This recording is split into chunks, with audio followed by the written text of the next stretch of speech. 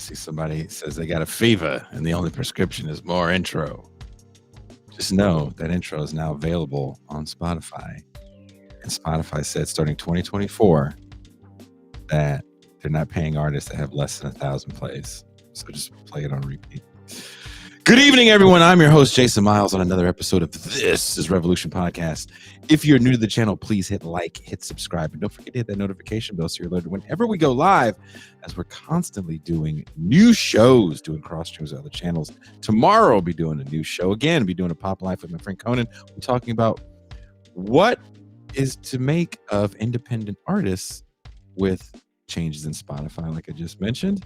And also fall of Bandcamp. That's tomorrow at 6 p.m. Pacific, 8 p.m. Central, of course, 9 p.m. Eastern.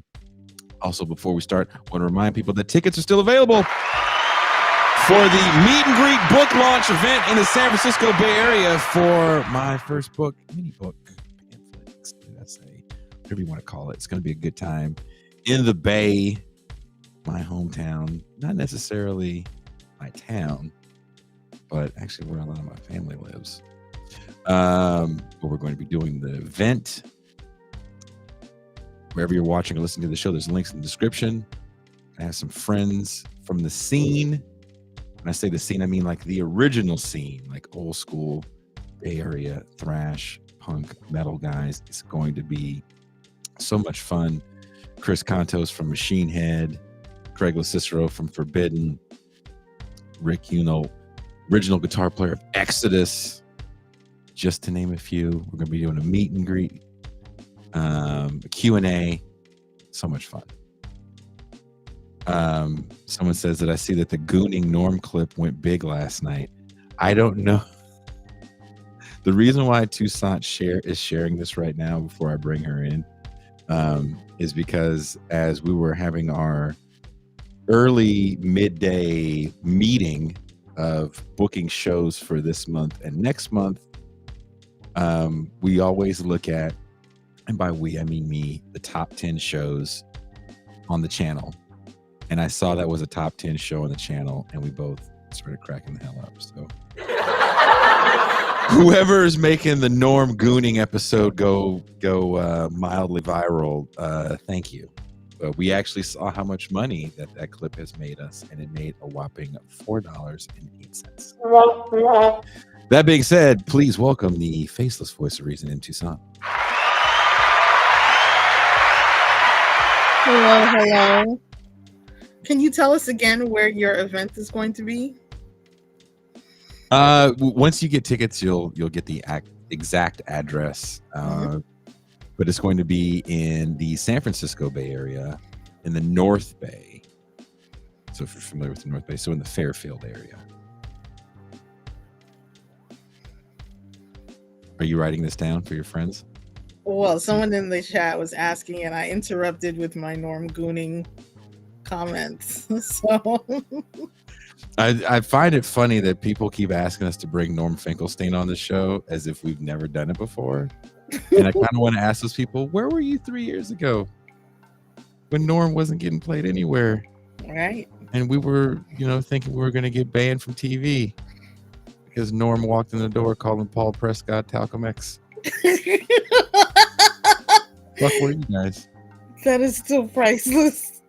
I think at the peak of that show, we might have had 70 people watching.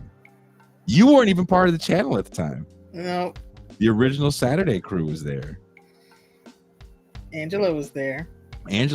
Shout out to Angela. She actually sent a nice message to me and Pascal the other day about us covering the George Bush documentary.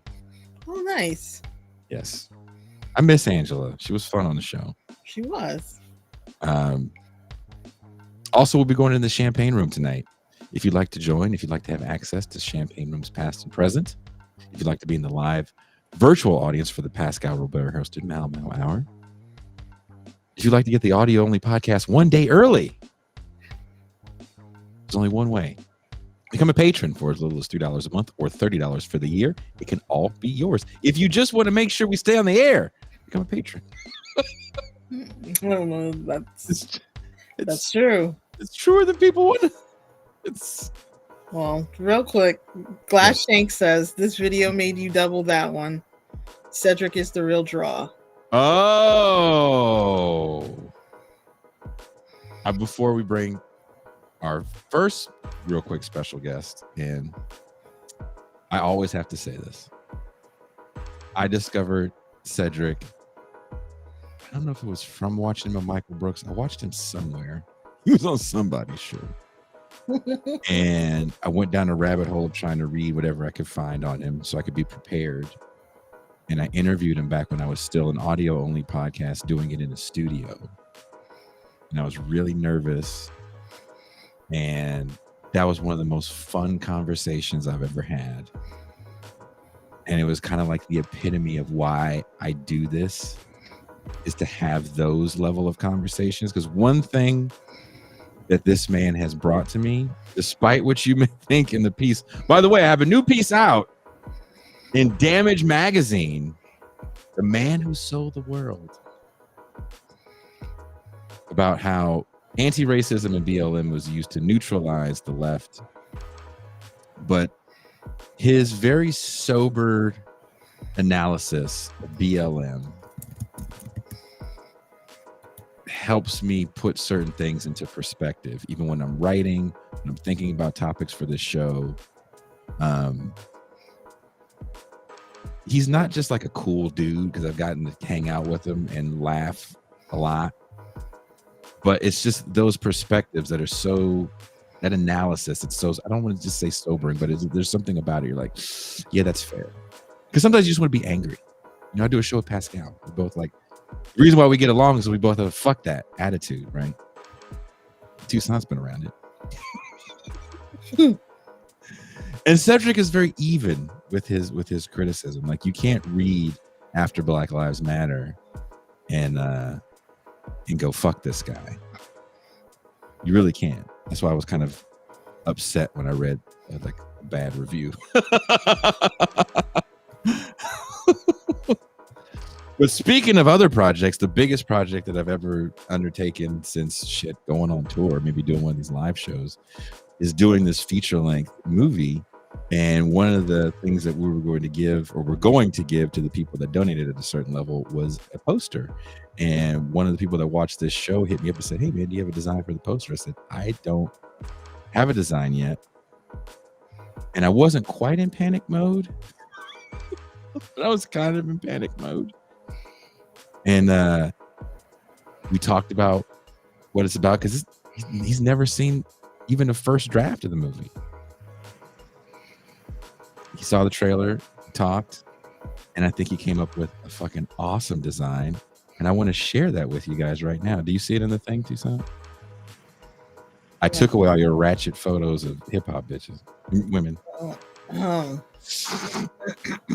Get too comfortable sometimes. Don't want to let that real guy out. You see it? Is it showing? Oh, there it is.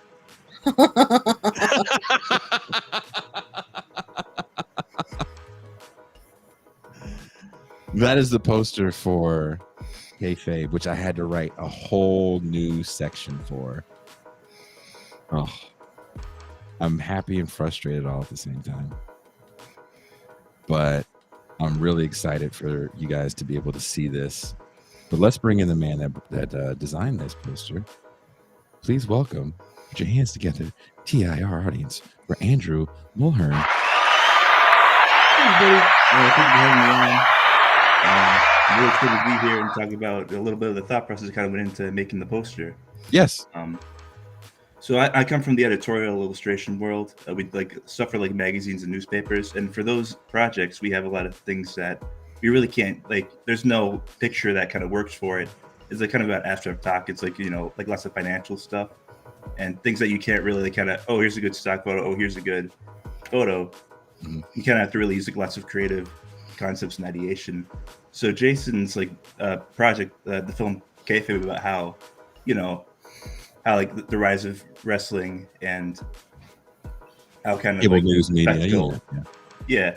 And that kind of, it's kind of right up my alley, because like, you know, there's not really a good, you know, kind of stock image or a good photo that kind of like they kind of worked for it. So I was able to kind of I hit him up because I thought it was a really cool project, and we talked, and and I started putting together sketches, and eventually I kind of came up with this idea of like having masks, like drama masks, but like in the set made to look like Bernie and Trump.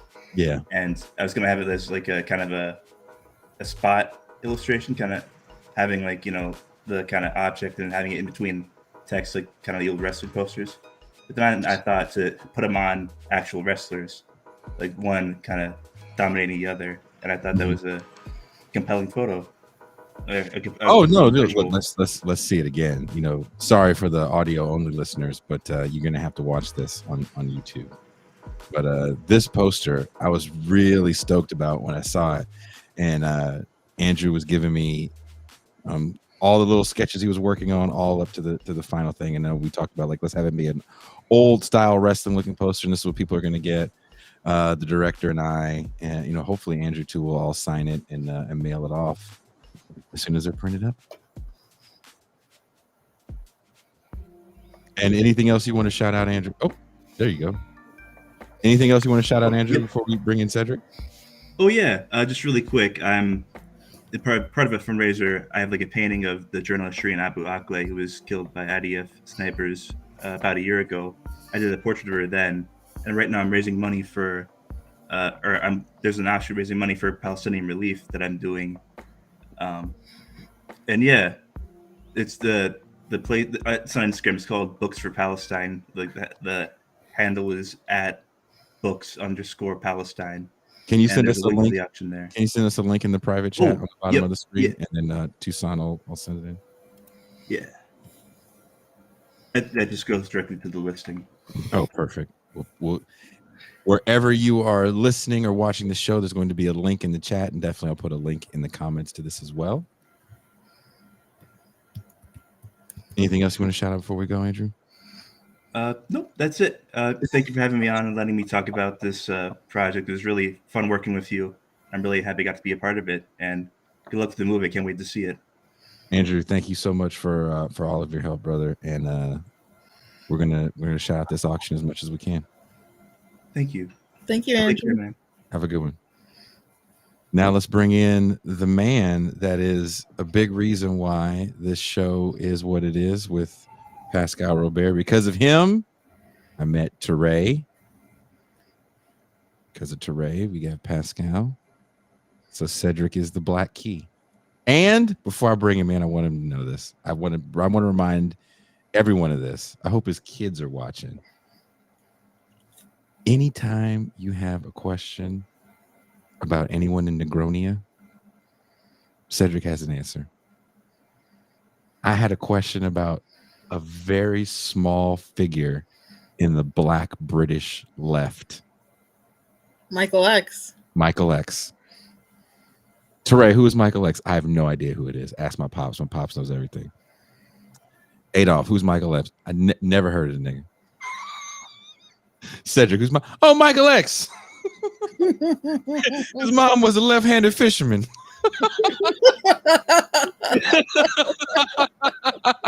Yeah. What you need to know? Please welcome Cedric Johnson.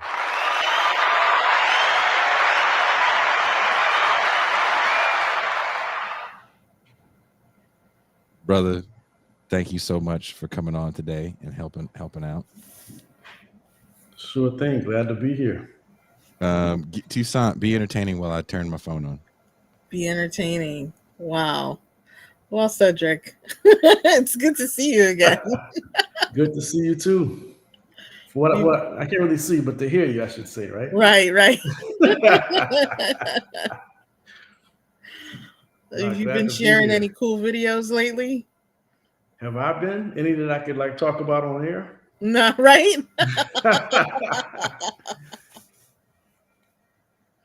That's what I remember you as, the aficionado, the connoisseur of all of those kind of ratchet videos. Usually I'm just the intermediary, right? Other people have sent them to me, so then I'm passing them along, right? I can't fully claim responsibility for them. It's a good answer. Yeah. All right. Well, the phone lines are up. If you have anything to say, area code 510-319-1899. Again, that is 510-319-1899. Cedric, I was rereading your conclusion in After Black Lives Matter again before the show. Mm-hmm. And I was thinking about what I just wrote, because I'm going to have to start doing, some appearances on it pretty soon. And I'm sure people are going to have some things to say. Right. Not too happy. Michael X is a big Spurs.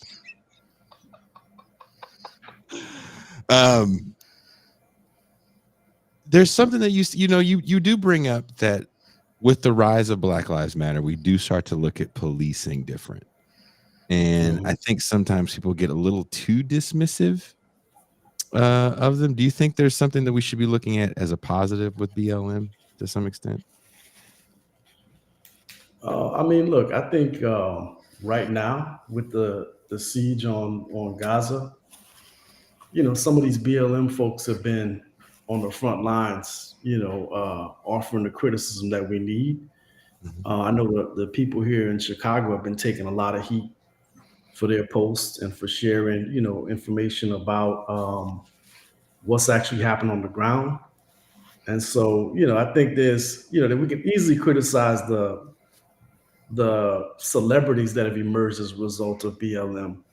But, they are activists and have always been activists before BLM was a thing, who have been, fighting a good fight at the grassroots level, local level. And I'm careful not to reduce it all to the people we don't like. Well, have you checked out Vincent Bevan's new book at all?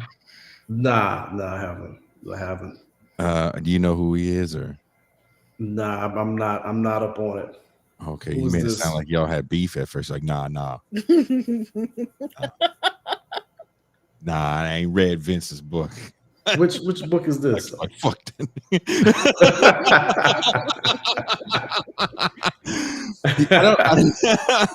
He wrote the book, The Jakarta Method. That was popular 2-3 years ago. He has a new book out, kind of about mass protests globally in the 2010s. I guess that was the most mass protests we've had globally, and he's pretty critical. I don't know the name of it. Do we know the name of it, Tucson? I can pull it up. It's a news show segment, Cedric's Beefs.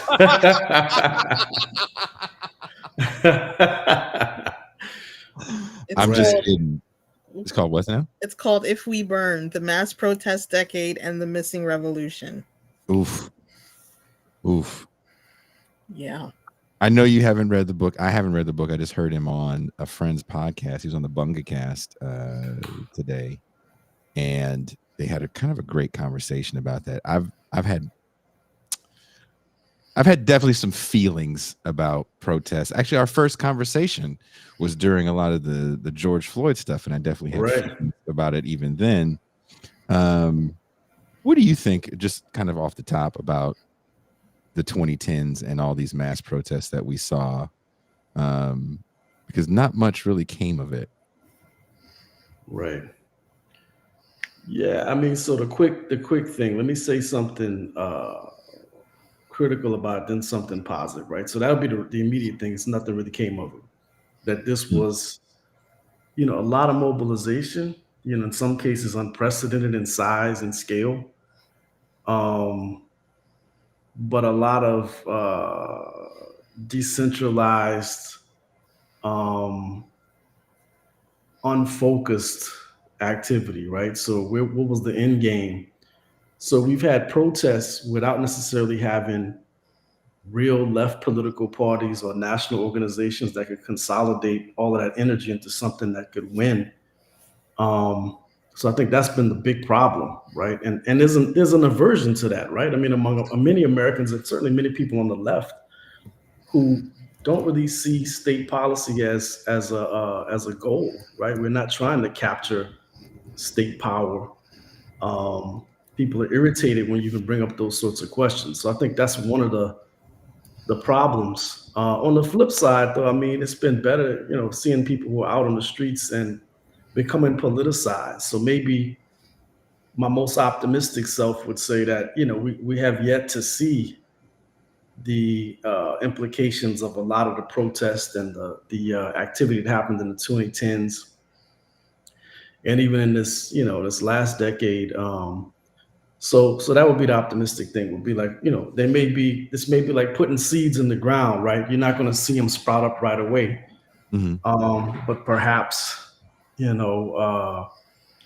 is all additive, right? That there are people who became politicized through Occupy, who are now much more committed to socialist politics than they were back when they first showed up for those demonstrations, right? There are people who became involved in Black Lives Matter who may not have had the maturity or the clarity that they needed, but as they participated over these last few years, they've moved in a different direction. So that's the professorial side of me that knows that I've watched, people come through my door who don't have a politics, right? Or who say things that are, pretty backwards when you meet them, just like I did when I was the same age.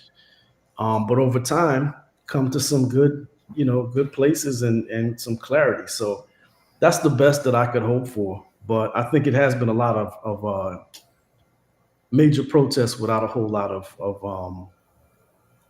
delivery of actual goods. Do you think that sometimes these movements, and this is one of the things that Bevins talks about in the book, that sometimes it just get too large? And also media plays such a pivotal role now. And, that's the reason why I wanted to make a whole feature-length documentary about the way we consume media. Right. Slightly different than Chomsky's, book about manufacturing consent. It's a little, it's kind of along the same lines, but it's more about, for me personally, I think it's a more contemporary lens on the way we dissect what we see and how we see what we see. Right. And using the kayfabe theory, which is something that's kind of always in motion. And for kayfabe to even be working, you do need reality. Right. So it's not like there's a conspiracy theory and everybody's working, pulling strings. It's like, no, there's real things that are happening in the world, but how are you presented? These protests.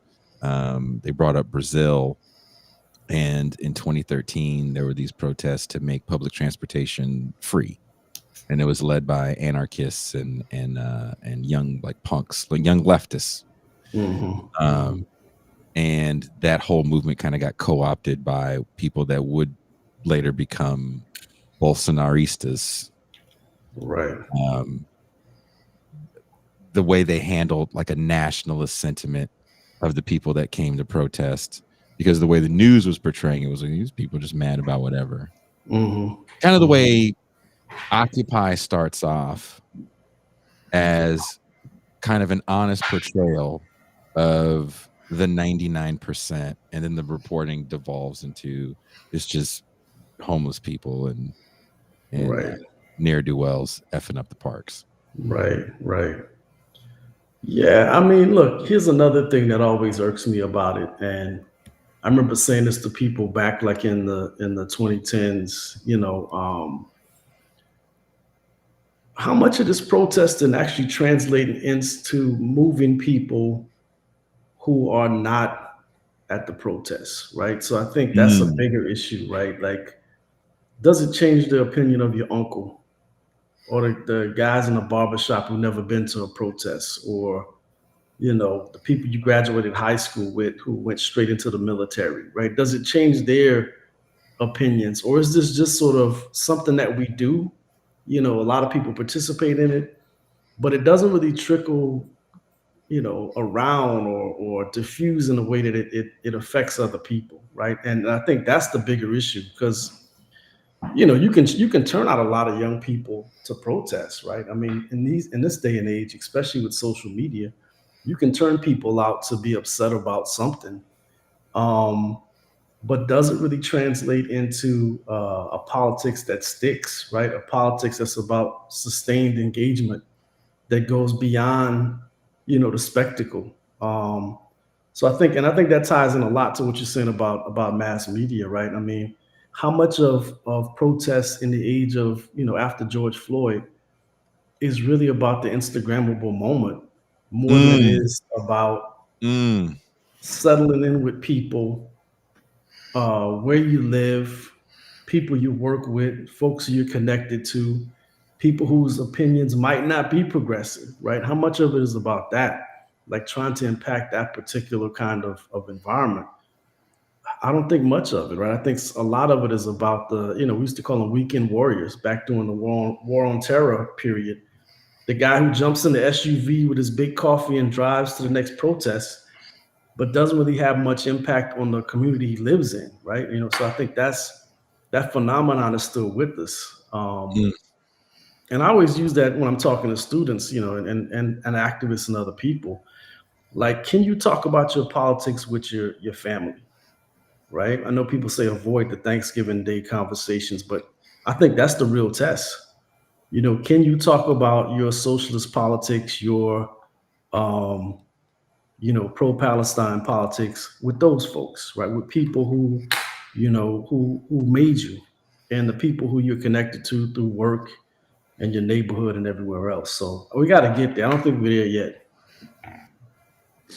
Well, we have gotten to a phone call, and I love what you just said. I'd love to go off on that, but we have a phone call. Toussaint, you want to push that call through? Sure. And you're going to say the thing?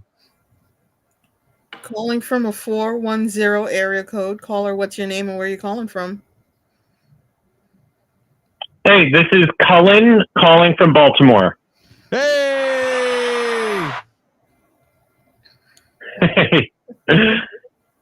Hey, what's up, so Colin? There's been an interesting turn of events. Hey, sorry, am I You're on. Speaking out of turn? Yeah, we can hear you. Go for it. Great. First, I want to say, love Revolutionaries to Race Leaders. Such an important book on political history. I recommend it constantly. So thank you for that. Thank you.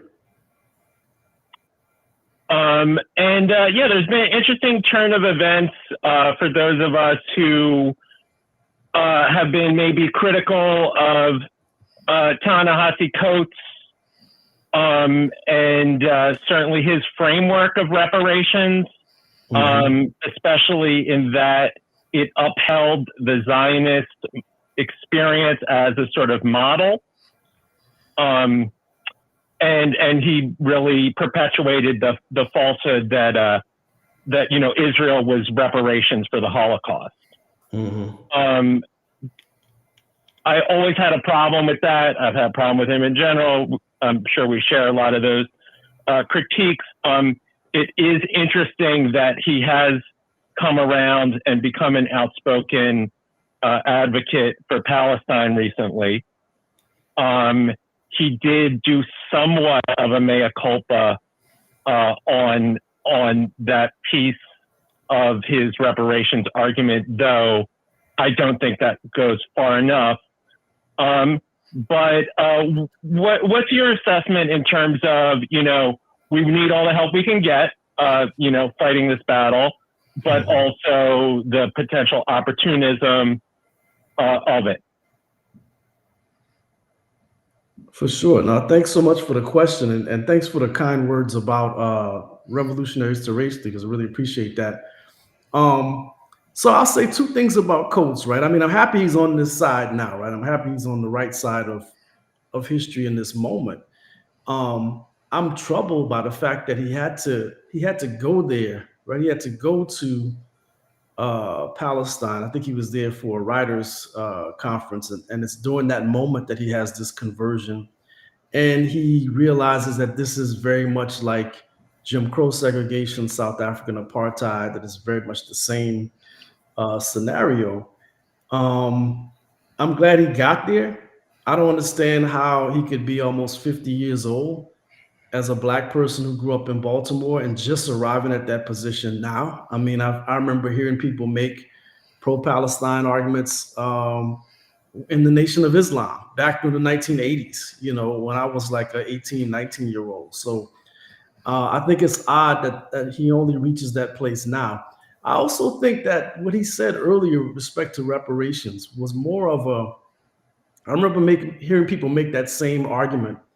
It was more of a, well, whites did this when it came to other whites who had been wronged through the Holocaust, right? They helped them to set up a homeland.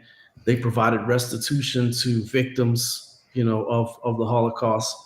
Why can't it be done for blacks? And so I want to go back and look at what he said in those earlier reparations pieces. But I always thought he was making more of a rhetorical claim, right? I know people went after him. Like I think there was an article, electronic Intifada went after him for the things that he said back then. But I know he made comments, in talks and elsewhere that seem to suggest the pro-Zionist position. I don't think it really ran that deep. I think it was just more one of those, if it was done for them, why couldn't it have been done for us, right? So that was the extent of it. And that was a pretty common argument you hear from reparations advocates going back to at least, the 1990s. You heard people making that same sort of claim. So I don't think it was that deep. If he did say that Zionism was the model, that's totally wrong.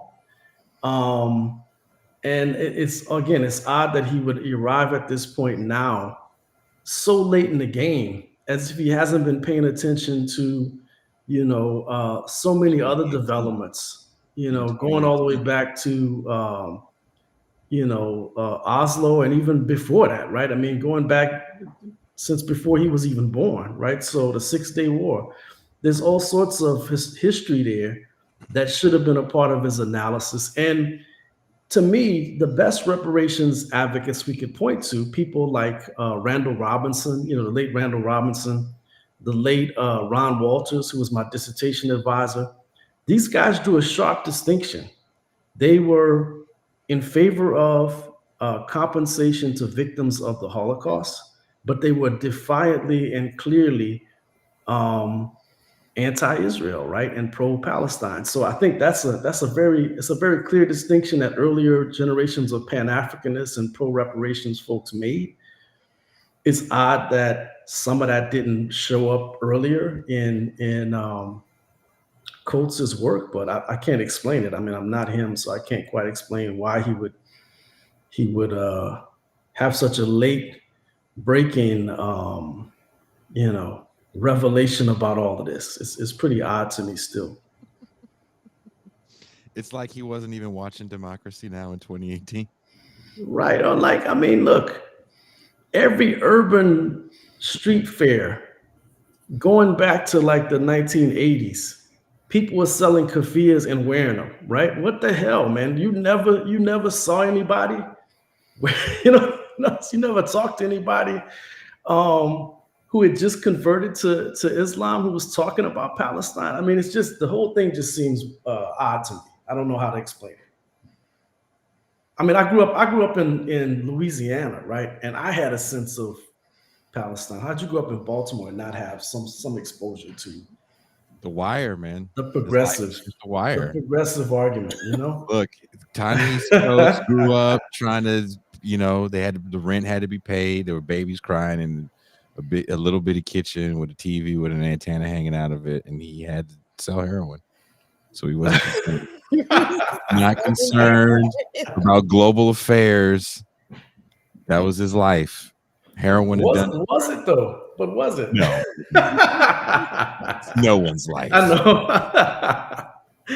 know. The movies make you think it's everybody's life, and it's like, right. No, you need to go somewhere where life is like City of Gold, and you're like, holy shit. Right. American ghettos are gorgeous. Right. No doubt, man. We have another phone call, or did that call drop? That call dropped, but we have another one. Oh, okay. Awesome. Do the thing, Toussaint. All righty. Calling from a 317 area code. What's your name? Where are you calling from, caller? Zach from Indiana, living out here in Brooklyn. That's for Indiana. The cheers are for Indiana. Not for Brooklyn. shout out Dr. Claw is the only one that I think is still tuning in that has some NASCAR adjacent proclivity. How's everybody doing?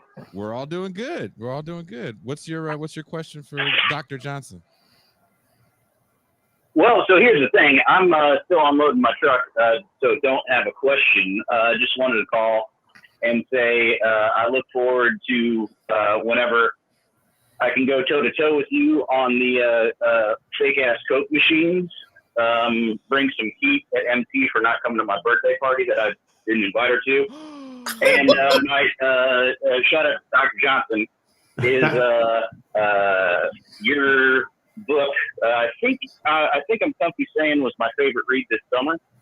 And yeah, it definitely, the way you guys talk about everything, exactly like you were saying, I'm hoping other folks are, since we're all alienated as fuck, able to bring some things up with the folks. I've had a fun time radicalizing my mom and dad, who are lifelong Republican voters, really since about 2020. Yeah, just love to all. Hope you guys have a better time getting good questions from folks that aren't unloading trucks right now. Well, hey, we appreciate everybody unloading trucks. I'm sorry MT didn't go to your birthday party, but if you Toussaint pulling her out of the goddamn house, if it wasn't for the live event, she'd still be in the house. No doubt. So I'm trying to. All right, guys. All right, have a good one. Thank you. Hey, thanks, Zach. Thanks. I appreciate it, guys. See you. Bye. I'm trying to do a live book event in New York. And of course, once kayfabe is done, we're going to be screening it in New York. And Toussaint may be there, but you won't know that it's her because she will come in a disguise. If you think I'm lying, if you were at the New York live show, she came in a disguise. I did. Is she gonna show up with a full on luchador MF Doom. outfit? Came with an MF Doom mask. Keeping with the theme.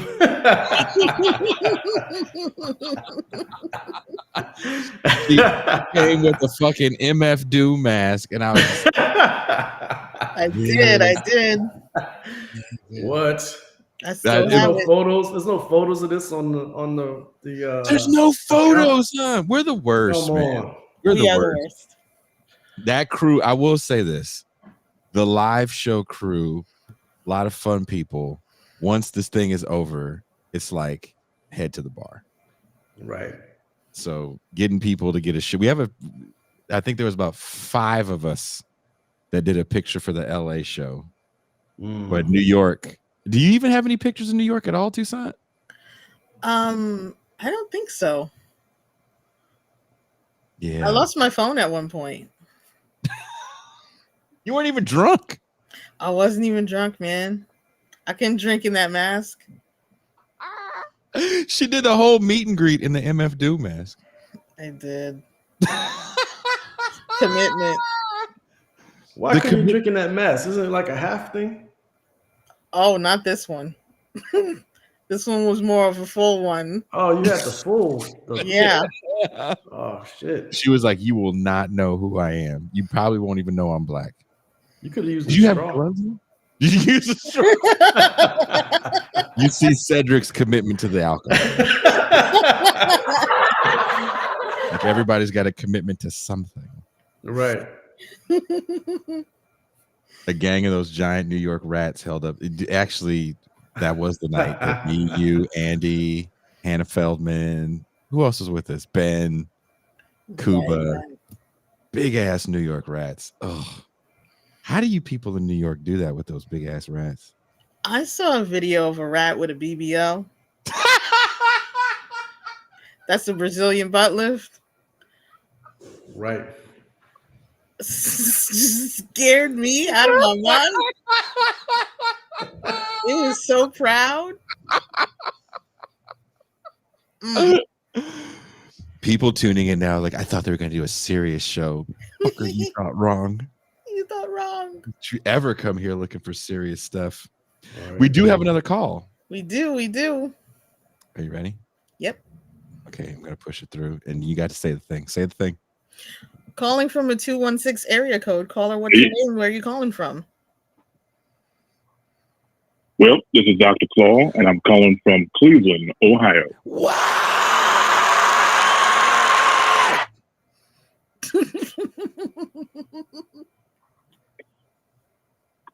Salutations, Cedric, Jason, MT.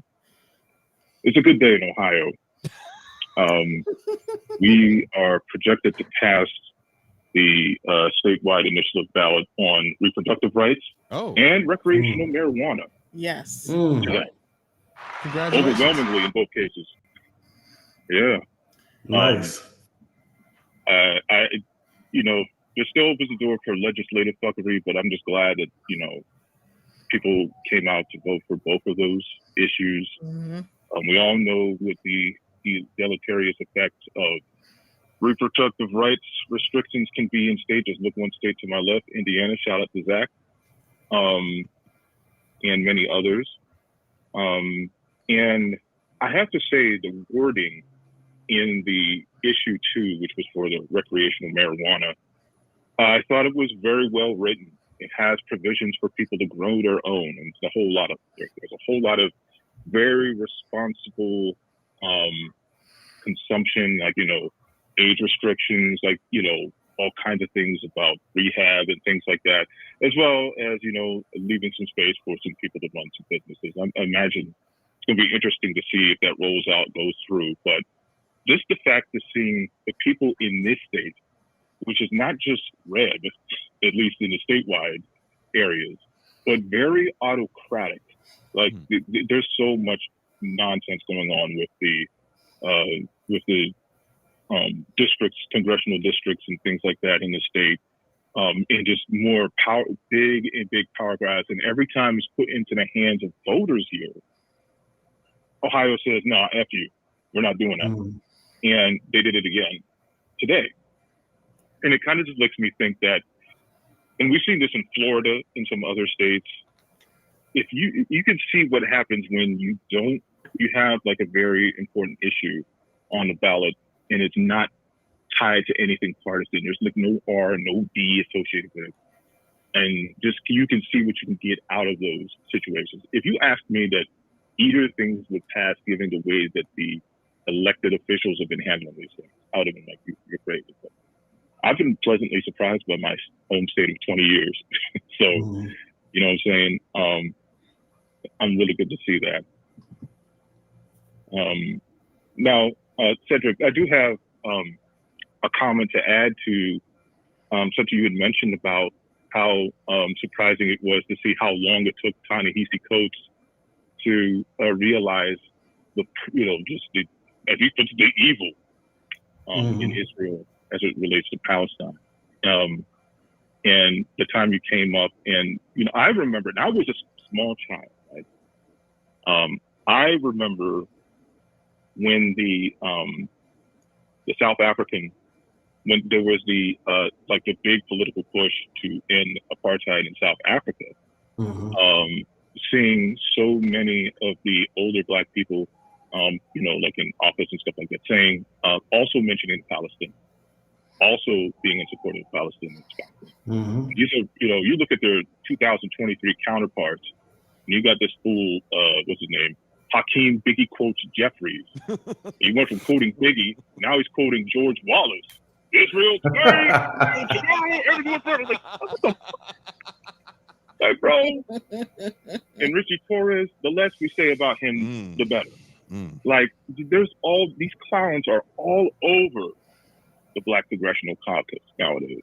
And it makes me remember one of the main reasons why there was so much targeting of the Black members of Congress, in the 80s and 90s, when they started off with, Julian Bond and tried to get him out of there so they could get John Lewis. It cascaded later on to getting guys like, I think his name is Earl Hilliard from Alabama. They tried multiple times to get him out of there and replace him with Arthur Davis. And, Pascal talks about like the big five of the neoliberals' choices for black politicians, Cory Booker, Artur Davis, Harold Ford Jr., Adrian Fenty, did I say Barack Obama already? Barack Obama? Yeah, so those guys. Mm-hmm. I think this is one of the reasons why they did this.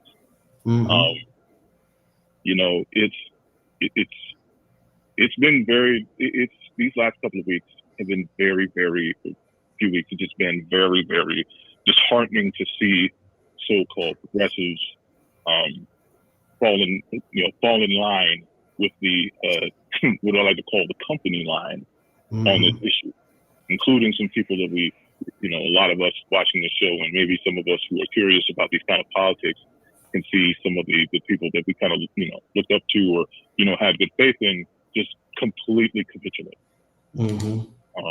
But I think an encouraging thing, much like this Ohio marijuana and reproductive rights thing, is that maybe not the people on the ground are maybe not just buying the propaganda the way they used to, or when the propaganda is presented to them, they're just given the Marcus Camby get out of here thumbs. You know what I'm saying? Like it's something like that, man.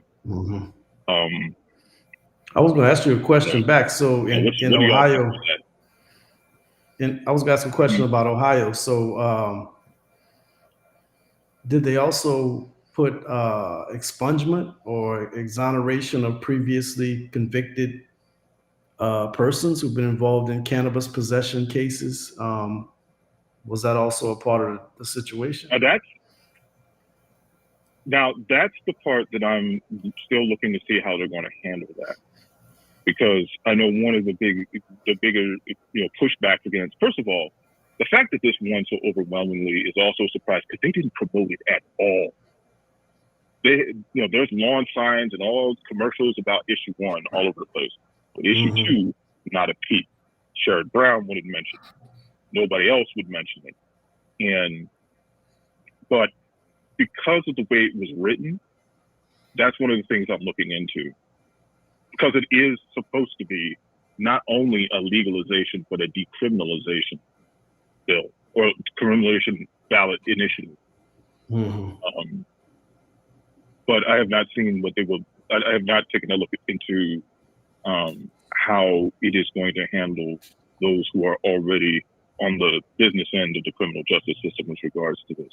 I mean, if there's any reason to support legalization and decriminalization of recreational marijuana, it is to end these quote unquote petty crimes. People get bagged for using. It's just one of the biggest threats. Like near where I live, there's a town, or if you can call it that, it's a little community, incorporated community called Reminderville. And if you learn the reason why they're even a town that symbol size is able to incorporate and become a community, it's because years ago they did this massive drug bust, and the feds gave them all this money as a result of that. And ever since, it's become one of these neat little bedroom communities that's been funded on the drug war. So I'm really interested to see how this plays out in this state. But I don't know, man. Cedric, I'm really you're one of the people that I really feel pushes gives you the data points to really start these discussions I want to have with the people around me about the way things go.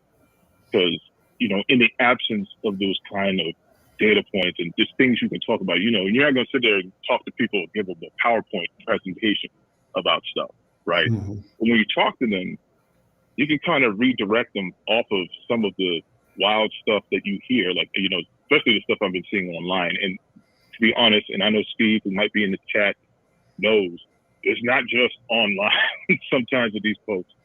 Like there's a lot of, I feel like there's a lot of problematic stuff. Like we're seeing the next generation of the Fatback and Biscuits crew being groomed right before our eyes, like in Chicago.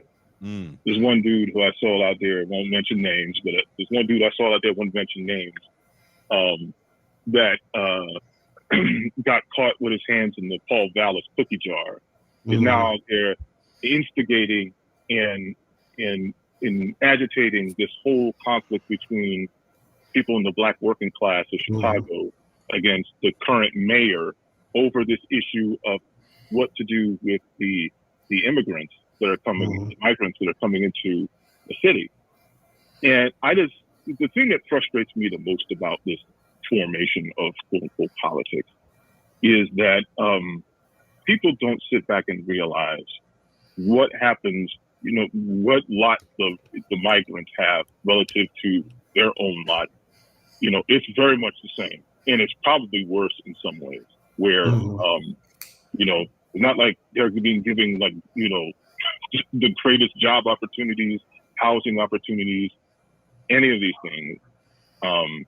And to see people out there carrying water for the Chicago neoliberal order, which has done nothing but bulldoze stuff in the names of gentrification and just, cleaning up the city so more rich people can take over stuff, and then just privatizing everything over and over, like the school system and everything.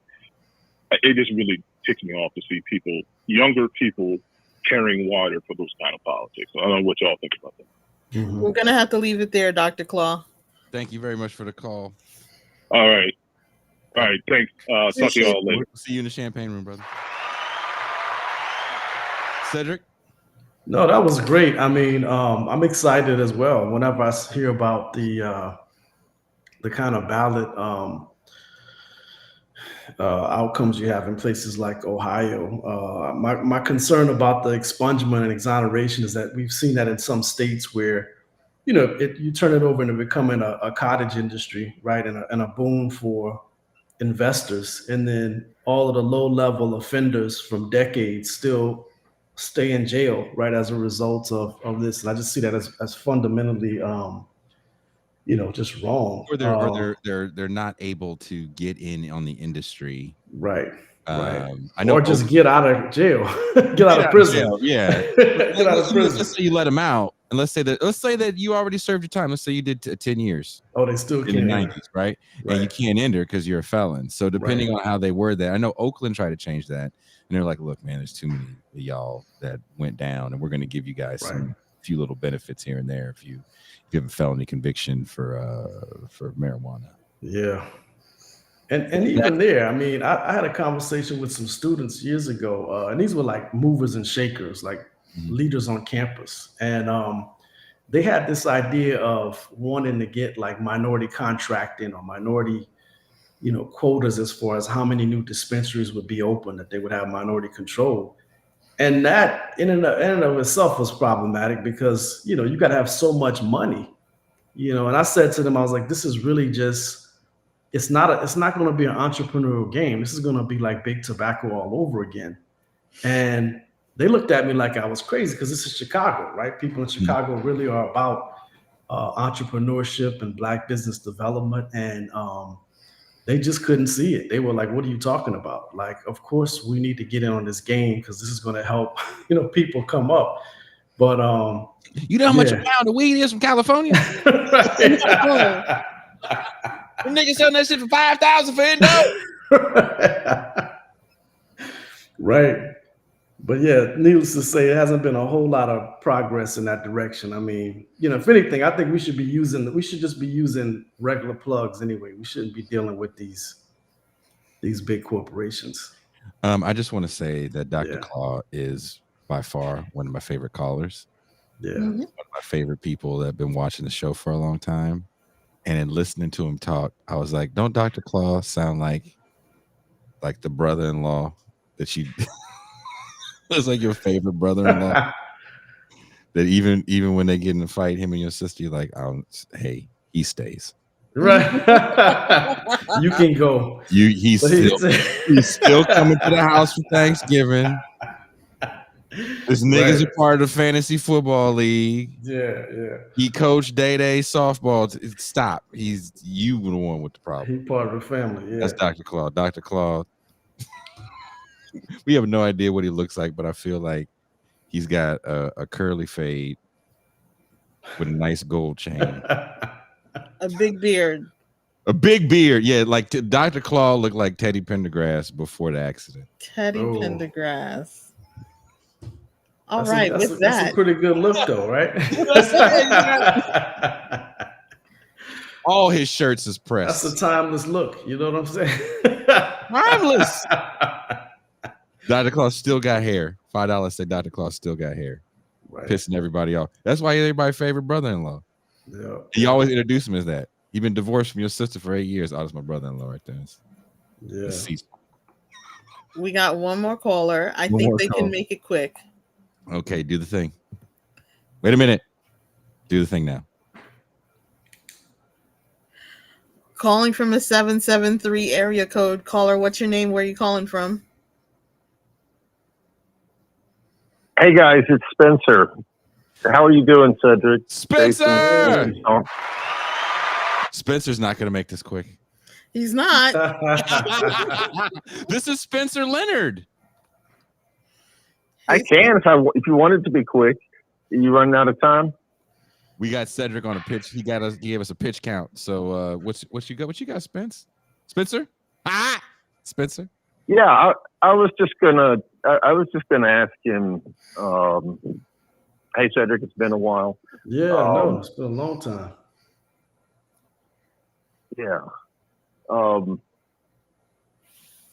What you think about, sort of where we are.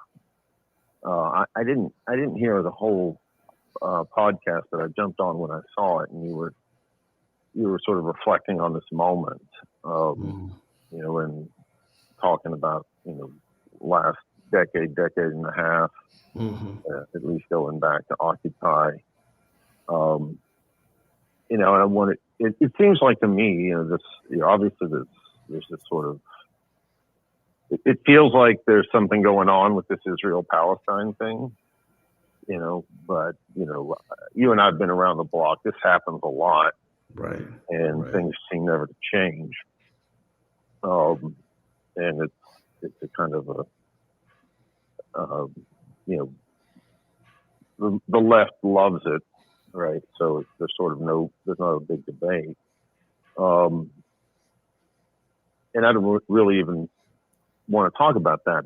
It's more that, I feel like something's going to knock this off the news cycle in all likelihood. In all likelihood, there isn't going to be a big Middle Eastern war. There isn't going to be a grand resolution of the Palestine question. That we're going to be facing what we were facing before soon enough, right? With the upcoming presidential elections and sort of the present state of the left. And it seems like we're kind of on the other end of a big crisis, with like the crisis in the party political system, with Trump and Bernie, certainly the 2008 crisis, like pretty much in the rearview mirror. Obviously the consequences of it all are still with us. The crisis of say, the American world order, going back to the anti-war movement, definitely still with us. But yeah, I guess I'm just, I think you and I are about the same age, and I wondered, what do you think the prospects are, for making some kind of substantial advance toward socialism in our lifetimes? And what do you think, what we really need to be doing now? And I guess the one, particular point I'd make about that, or question I'd have for you, is you like me, are a teacher. What do you think about, sort of the state of socialist intellectualism? Obviously that's not going to get us to socialism, but it's something that you and I are going to be particularly interested in. So yeah, I'll leave it at that. You got to hard out. Spencer, thank you so much for your call, and we miss hearing your voice, and we got to get you back on the show soon. Yeah, no, Spencer, thanks so much, man. That's great. That's like it's deep. Yeah, we might need another show just to deal with those questions. Right? Have a good night, Spencer. So many layers.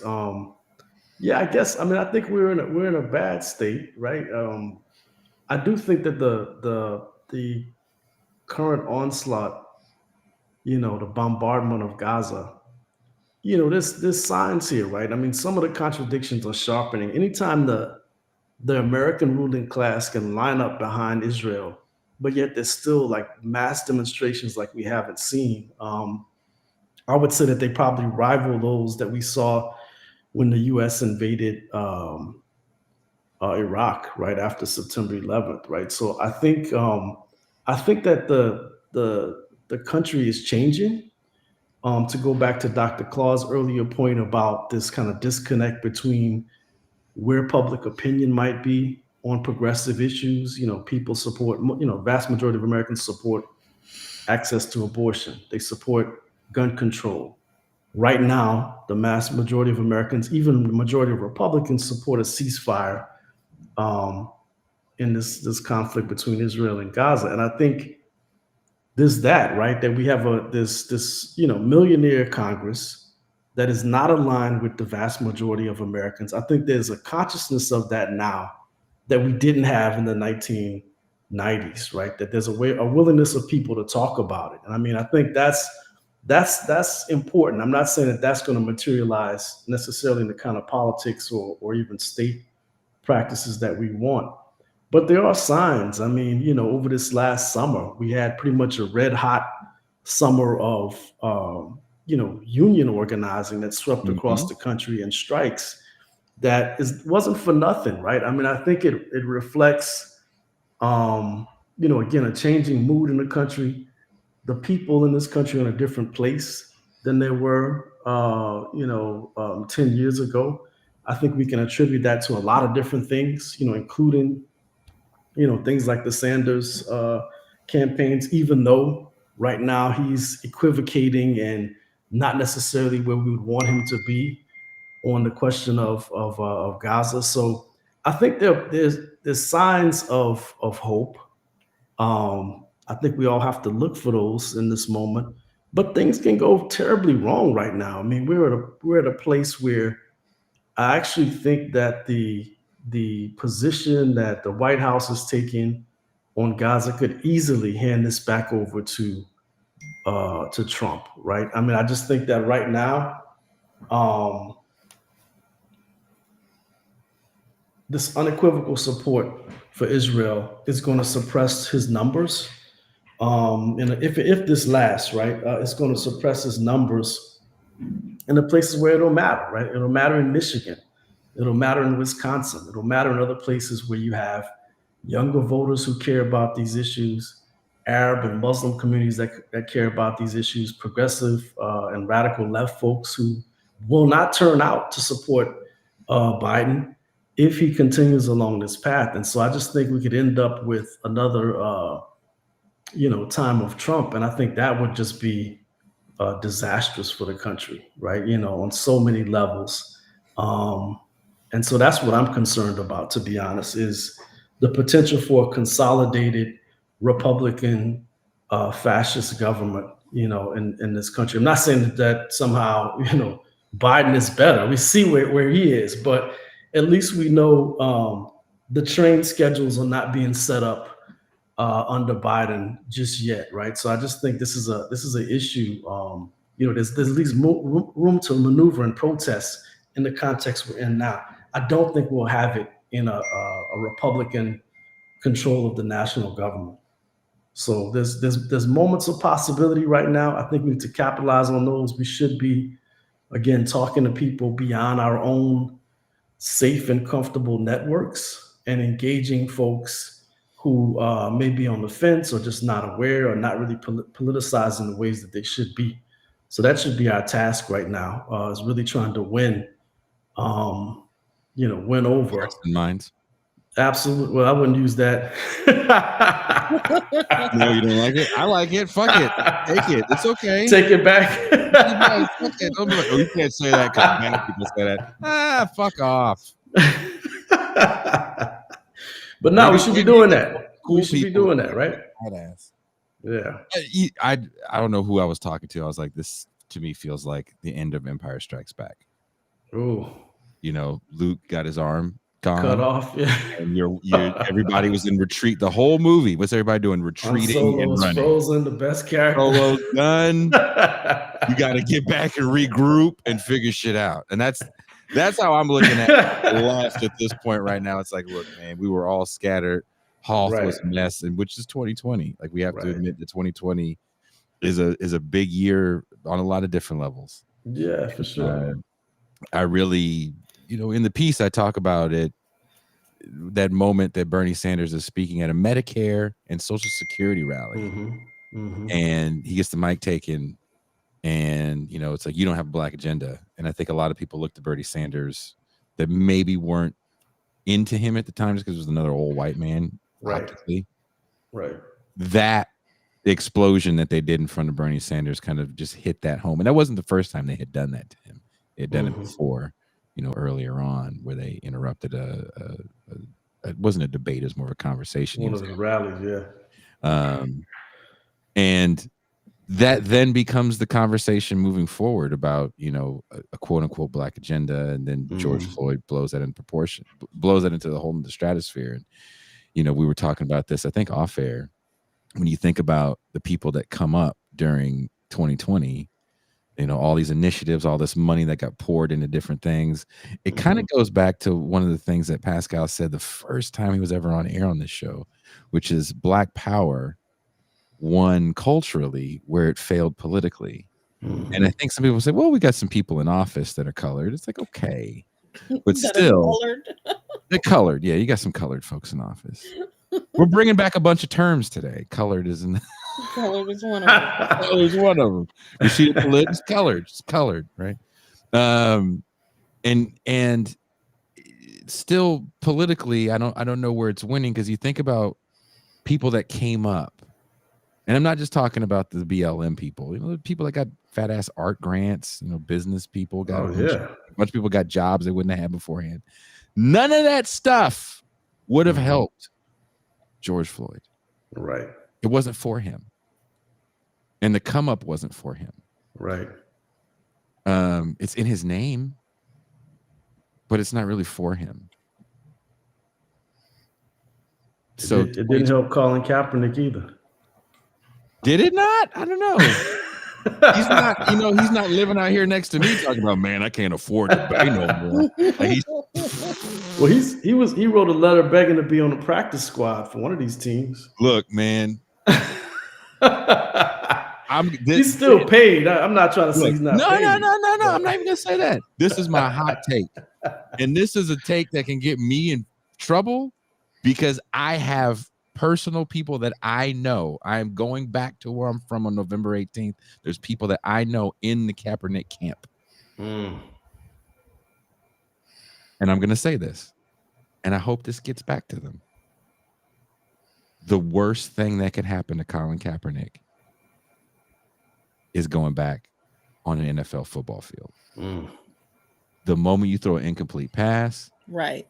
The moment you have a bad read, right. The moment you get a bad snap, the moment you get a miscommunication in your helmet, the moment you don't run, when you have an open lane and you're trying to make a big play downfield, which is literally what you're known for, because you came out of college running for 5,000 yards and throwing for 10,000. The moment you make that error, you get the I told you so's. Right. You can't come back from that long gone. When Tim Tebow got traded away from the Denver Broncos and never played quarterback again, his career was done. Oh, yeah. It's like geriatric at this point, right? I mean, he can't play in football anymore. Years. Yeah. They're both around the same. I think Tebow's younger than Kaepernick. But I don't know. It's a young guy sport, right? But if you think about the time that he missed, and granted, it's not 100% his fault, right? His play had declined right before the whole I'm just going to sit for the anthem thing happened. He was injured when that happened.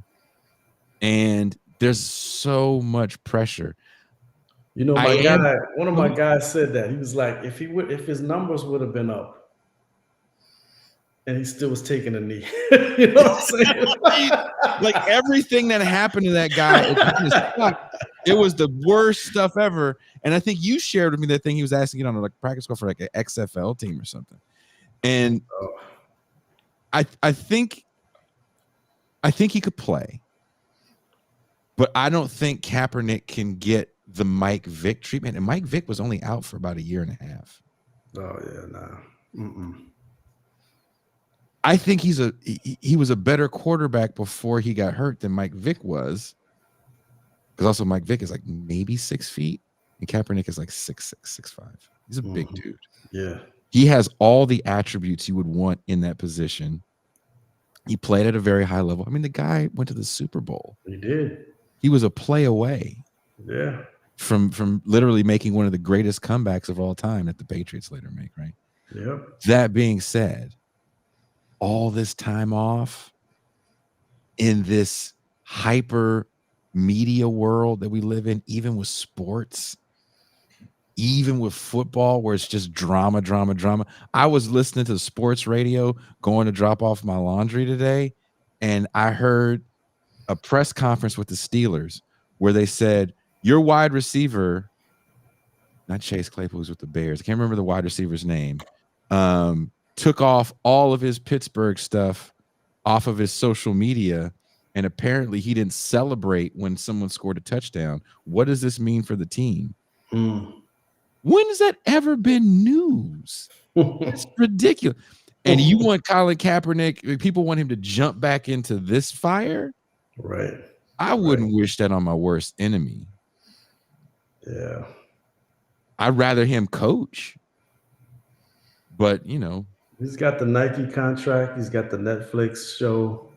The Disney arc can't he's be got he's got a book out. He's got some kind of Black Lives Matter book out, abolitionist book. He does. He's got a lot of shit. He's He'll like all right. He's like Kendi with cleats. Wow.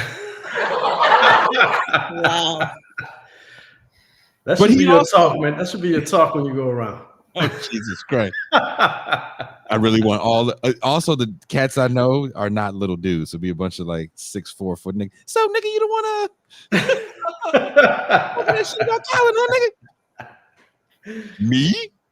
NASA?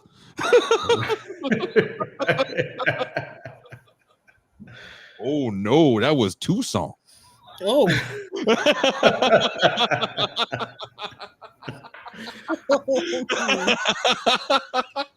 You're laughing awfully hard.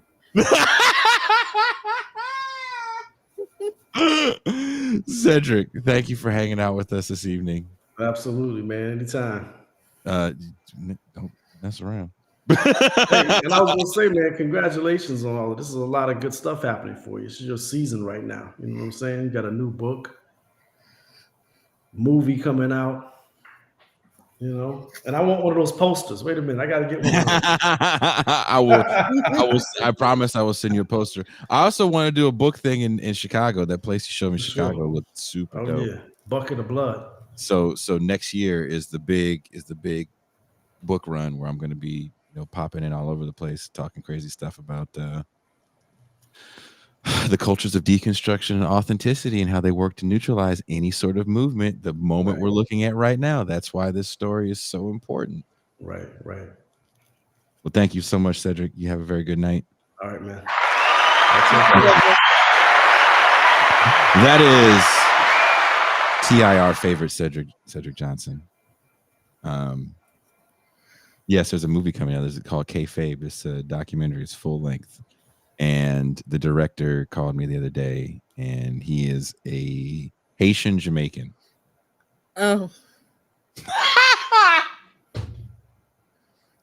That noise you made says it all. You said, "Book. This Bomber Cloud chapter you got here, boy, don't really work. The transition not working in. Book. Right. That is not how he sounds, actually. He sounds like a real director. And he said, "Hey, man, I'm putting everything together, brother." And hey, man. You can tell he doesn't want to tell me bad news. And he goes, it's just the transitions. It's not really working. I think we need to rework this. And 1,000 words later, it was an hour and a half where it was. Make it a fucking 3-part series. Fuck it. So I'm excited for all this. But thank you guys. We're gonna head into the champagne room. The link is already up. As Steve said, let's go get ignorant in the champagne room. Okay. I found some videos. There's 2 videos that I found that are very important. Number 1, I found Sexy Red's first single. Very important. And archival material. This other video that has destroyed my algorithm. Destroyed my algorithm. Was it a rat with a BBL? No, but I'm so mad at you for saying that. This little plump thing just Probably was a Puerto Rican too, talking hella shit. Talking hella shit.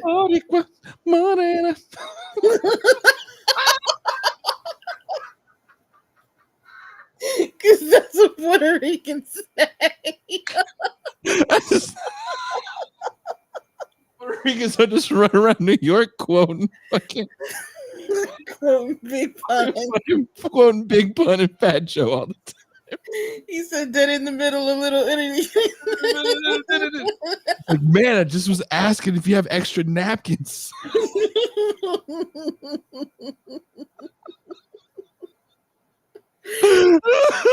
Oh my God. We're early. We're early for the champagne room. Gaspar says, I can't make out what's going on, but I'm Boricua. Maybe I should be offended. Somebody, I want to say it was Andrew. Andrew hit me because you just a Puerto Rican on your show. Who was Puerto Rican on the show recently? Jill. Oh, that's right. You know why? Because I didn't see her. Yeah. Oh, yeah. Dr. Claus said the link isn't up. Damn. Okay. I'm going to go put the link up. You guys go to Patreon. If you're not a patron, go become a patron. We're going to have fun in the champagne room. Patreon.com/Bitter Lake Presents. Let's go have some fun. Let's giggle a little. Talk about Tucson's Puerto Rican rats that only speak in Big Pun.